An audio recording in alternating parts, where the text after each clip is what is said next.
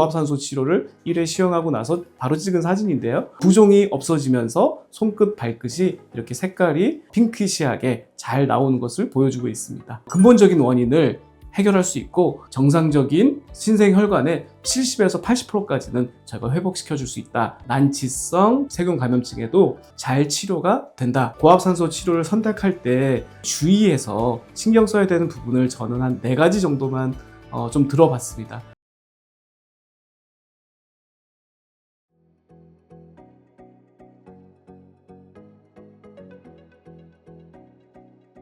저는 고압산소 치료가 왜 상처 치유에 도움이 되는지에 대해서 먼저 얘기를 드리고자 합니다. 우리 몸의 산소는 적혈구에 의해서 대부분 전달이 되게 됩니다.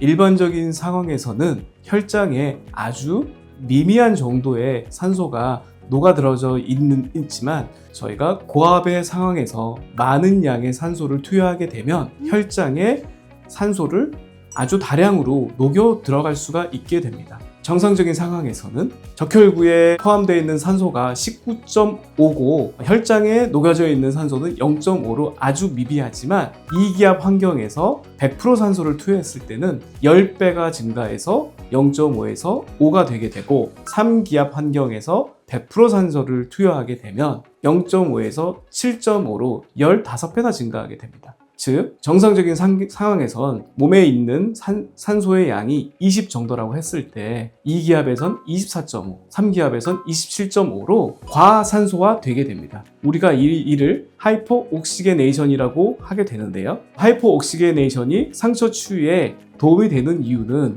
우리가 혈관의 손상이라든지 여러 가지 감염이라든지 이런 영향에 의해서 혈액순환이 잘 되지 않기 때문에 산소가 상처 부위에 전달이 되지 않고 산소가 부족하기 때문에 우리 몸의 세포들은 상처 치유를 제대로 하지 못하는 상황이 발생하게 되는데 이런 경우에도 혈장에 녹아져 있는 산소는 충분히 잘 조직으로 스며 들어가게 되고 조직에서도 확산을 잘 하게 돼서 저산소증 상황을 개선시켜 줄 수가 있게 됩니다. 자, 예를 들어 이런 심한 급성 창상을 보게 됐을 때 당연히 혈관이 손상돼 있고 지저분한 이물질이라든지 균들이 상처에 들러붙게 되기 때문에 심한 염증 반응을 일으키게 되고 심한 염증은 심한 부종으로 이어지게 됩니다. 우리 몸의 산소는 물 성분을 투과하지 잘 못하기 때문에 상처에 부종이 아주 심하게 있는 경우에는 산소가 상처 부위에 전달이 되지 못하게 됩니다. 그렇게 되면 부종에 의해서 저산소증이 더 악화되고 저산소증이 상태가 되게 되면 염증을 잘 해소하지 못하기 때문에 더 부종이 심해지는 이런 악순환이 반응하게 됩니다. 그런데 우리 몸의 과산소화는 혈관을 수축시키는 아주 이런 작용을 하게 됩니다. 혈관을 수축시키게 되면 부종이 제거되는 효과가 있습니다. 물론 혈관이 수축돼서 산소가 덜 갈 수 있는지를 우려하는 목소리는 있는데 다행히 혈장의 과산소화가 이를 충분히 해소하고도 남습니다. 그래서 급성기 상처에선 부종을 감소시켜주는 효과가 굉장히 좋다라고 말씀드릴 수 있을 것 같습니다. 한 예를 한번 들어보겠습니다. 제가 치료했던 환자인데요. 발등에 염증이 굉장히 심하면서 부종이 굉장히 심하면서 발끝에 혈액순환이 잘 안 되는 상황이었습니다. 고압산소 치료를 1회 시행하고 나서 바로 찍은 사진인데요. 부종이 없어지면서 손끝, 발끝이 이렇게 색깔이 핑크시하게 잘 나오는 것을 보여주고 있습니다. 그리고 저희가 고압산소 치료를 많이 하게 되는 질환인 당뇨병성 족부궤양, 방사선 치료 후 괴사, 버거시 병 같은 질환들은 공통된 패소피지올로지를 가지고 있습니다. 예를 들면 미세혈관이 손상되거나 소실되는 질환들인데요. 미세혈관이 소실됐기 때문에 상처 부위에 산소 전달이 잘 안 되고 있는 상황입니다. 산소 전달이 잘 안 되기 때문에 어떤 감염이라든지 염증이라든지 이런 것들을 잘 해소하지 못하고 당뇨병성 환자 같은 경우에는 발에 염증이 생기면 이것이 잘 낫지 않는 악순환이 계속 발생하고 있습니다. 특히 만성 저산소증에 있는 상처는 세포가 자신의 역할을 못하기 때문에 신생혈관을 생성하지 못하게 됩니다. 그렇기 때문에 이런 악순환이 발생하게 되고요. 이런 경우에 꾸준하고 장기적인 고압산소를 치료하게 되면 간헐적으로 저산소증이 개선되고 세포는 자기의 본연의 역할인 신생혈관을 만들어내기 시작하게 됩니다. 장기적으로 치료를 받았을 때는 혈관 상태를 좋게 회복시켜줘서 당뇨병성 족부 궤양이라든지 방사선 치료 괴사의 근본적인 원인을 해결할 수 있고, 연구에 의하면 정상적인 신생혈관의 70에서 80%까지는 저희가 회복시켜줄 수 있다, 이런 연구 결과들이 있습니다. 또 하나 중요하게 저희가 상처 치유에 도움이 되는 것을 보자면,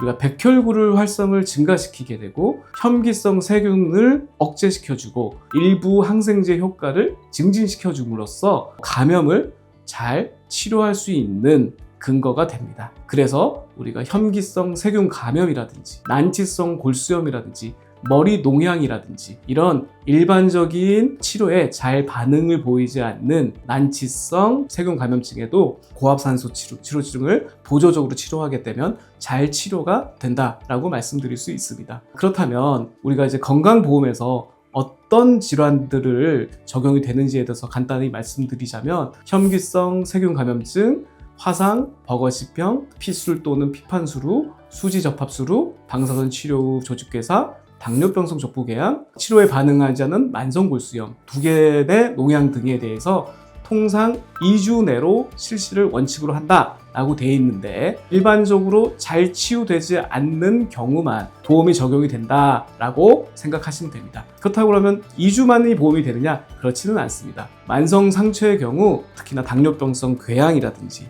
방사선 치료라든지 이런 만성적인 치료에서는 우리가 혈관을 생성시켜야 되기 때문에 장기간 치료가 필요하고요, 2주 이상의 치료가 필요합니다. 보험에서도 연장 실시가 필요한 경우에는 사례별로 인정을 하기 때문에 이런 만성적인 상처는 그런 예외 조건에 해당된다라고 볼 수 있겠습니다. 그렇다고 하면 상처 치료를 위해서 고압산소 치료를 선택할 때 여러분들이 주의해서 신경 써야 되는 부분을 저는 한 4가지 정도만 좀 들어봤습니다. 첫째, 충분한 압력을 주어야 된다. 두 번째, 충분한 산소를 주어야 된다. 세 번째, 충분한 기간을 치료해야 된다. 즉, 저희가 저산소를 회복하기 위해서는 충분한 산소를 제공을 한 상태에서 충분한 압력을 줄 수 있는 검증된 의료기관에서 치료를 선택하는 게 중요하다라고 말씀을 드릴 수 있고, 일부 만성 상상에서는 2주 이상의 충분한 기간을 치료해야 된다는 것을 유념하셨으면 좋겠고, 충분한 압력과 충분한 산소를 투여하는 치료는 일부 위험도가 있을 수 있습니다. 그렇기 때문에 안정적으로 치료할 수 있는 검증된 의료기관을 선택하는 걸 개인적으로는 권유드리도록 하겠습니다. 이상으로 고압산소 치료의 상처에 도움이 되는 기전 및 여러 가지 얘기를 드렸고요. 이상으로 마치도록 하겠습니다. 감사합니다.